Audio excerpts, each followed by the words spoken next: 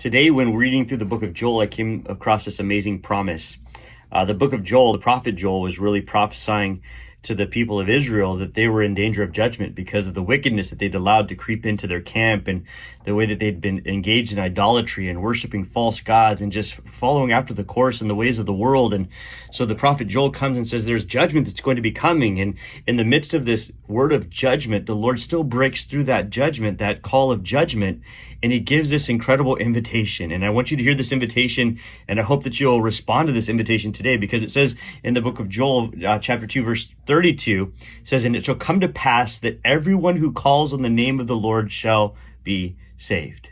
In the midst of judgment, when you see the things happening in the world, when you see uncertainty and just trials and tribulations going on throughout the world, in the midst of that, the one who calls out to the Lord will be saved. And it reminded me of Peter, who was called out onto the water in Matthew chapter 14. And he's there walking on the water. And when he takes his eyes off of the Lord, he sees the waves and he hears the wind and he becomes very afraid. He begins to sink and he calls out and he says, "Lord, save me."